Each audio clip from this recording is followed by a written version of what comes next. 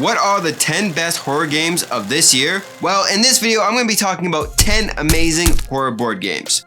Hey everyone, welcome back to the channel. And I know what you're thinking, Clayton, didn't you make a horror board game list last year? And I did, however, I played a lot more games since then, and I wanted to make another video to help you guys discover more horror board games. And like in last year's video, I'm only going to be naming 2 zombie games in this list because, again, there are tons of zombie games out there, and I just don't want to make a list filled with zombie games. Let me know what your favorite horror board games are in the comment section down below, and with that out of the way, let's just get right into the video. Number 10, Mysterium. A beautiful illustrated co-op game where one player plays as a ghost and up to 6 other players have to figure out how that player died, where they died, and what was the murder weapon. Now, the player that is playing as the ghost cannot actually physically talk to the other players. They can only give clues to them with certain cards that they have. And that is the beauty of this game. So if you're looking for a good horror cooperative game, then check this one out. Number 9, Tiny Epic Zombies. A tiny zombie game that you can take on the go. There are 5 different play modes, including cooperative, competitive, and solo play. You can either play as survivors that must complete 3 objectives and try not to die, or play as zombies and must kill all survivors or gain control of the mall's courtyard. Now what I really like about all these Tiny Epic games is that they can fit in a small box that can fit in your pocket, and you can take it on the go and play it pretty much anywhere you want. So that is why I had to include it on this list. Plus the meeples are super cute. But that is my first zombie game on this list, so I wonder what my next one will be. Check out number 8, Unfathomable. Take a journey along a ship and play in hidden teams where players play as humans trying to reach the ship's destination before they run out of resources. Or play as the team, the Deep, and try to make the ship resources reach 0. Protect the crew members and try not to go insane in this 3 to 6 player game. Now I was considering putting Cthulhu Death May Die on this list, but because the Kickstarter at the time of this recording for season 3 is coming out so soon, I'll have a separate video talking about that one, and I wanted to include a different Cthulhu game that still kind of fit the horror theme. And it's also a remake of Battlestar Galactica, which I know a lot of people love playing that game, but it is currently out of print, and I don't believe there's going to be a new version of that, so this is a good alternative if you're a big fan of that game to try out. Monster Slaughter, a game that puts you in your own horror movie where you play as monsters and hunt down stupid teenagers. That's right, in this game, you'll play as monsters that are seeking and trying to find victims that you must kill. Now what's really unique and cool about this game is that the game box plays as the cabin that you play in, which really makes this game feel alive. You're always going to be constantly moving from room to room to try to find your victims. There is an order to specific victims that you try to want to hunt down so you can earn more points, but you don't always know where the victims are. And it has a very easy to learn combat system in this game where you pretty much just roll dice to see if you have any successes to try to kill or capture the victim, however you want to look at it, or they can easily escape. But pretty much you are racing all the other players to earn the most amount of points in a certain amount of time, and the player with the most amount of victory points wins. So if this looks like your type of monster game, I highly recommend to check this one out.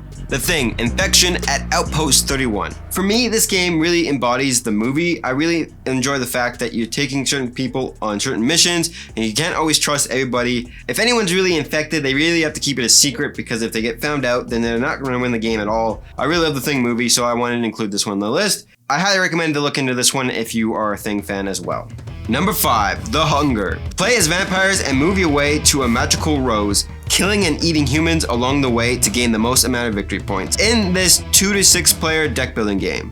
Now, Clank by far has been my favorite deck building game of all time, and when I heard Renegade Studios is coming out with another deck building game that's like Clank, but also designed by Richard Garfield, I had to check this game out. It plays very similar to Clank in the fact that there's 3 different paths, I believe, that you take to get to this rose, and you're trying to get there as fast as possible because the faster you can get to that rose, the more points you can earn on your way back. And you only have 15 turns to do so. Otherwise the sun comes up and everyone dies, unless you're back at the safety of your castle. There's speed in the game, which are on the cards, and this determines how far you can move up on the track or if you want to spend them to hunt humans.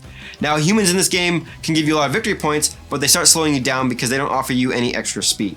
Plus, you only get 3 cards in your hand, so you don't really actually get a lot of speed to deal with in the beginning of the game. It's a lot of fun to play. I do recommend it if you're looking for a game that feels like Clank, but you want a different theme.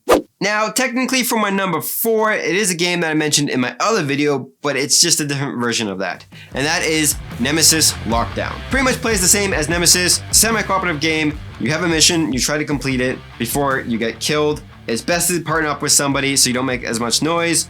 You want to get a weapon, you want to defeat those aliens and make it out alive. But let me know if you played both of them, which one you guys prefer. Personally for me, I do prefer the original Nemesis, but I do really enjoy the characters more in this game. They feel like they can do a lot more and have better abilities in my opinion. But let me know in the comment section down below. And like number 4, I have another game that was included in my video from last year, but it's also just a different version, and that is Horrified American Monsters. In Horrified American Monsters, monsters from the American folklore will terrorize the nation, and all players must work together to face off against these classic monsters. This one pretty much plays the exact same as Horrified, but there's just different monsters, and it's a little bit more challenging than the original Horrified game. So based off what monsters you prefer to play against, take your pick at either or. I think these are both great cooperative horror games, and I highly recommend them. Number 2, Final Girl. A solo horror experience like no other. You pick a killer, you pick your final girl, and you pick a different location, and try to save as many victims as possible and defeat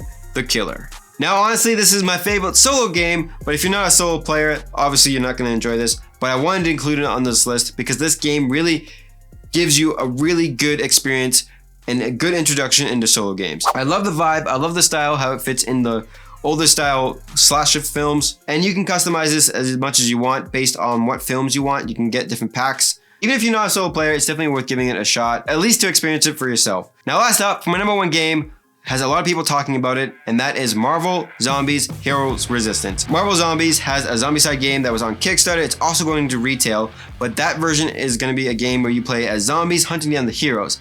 Heroes Resistance is like a lighter version of that, but you actually play as the heroes instead of the zombies. And there's only 4 scenarios, but regardless, it is a Zombicide game, and a lot of people are loving this, myself included. Personally for me, this one will be easily replaced when I get my Kickstarter version of Marvel Zombies, where you play as the zombies facing off against the superheroes.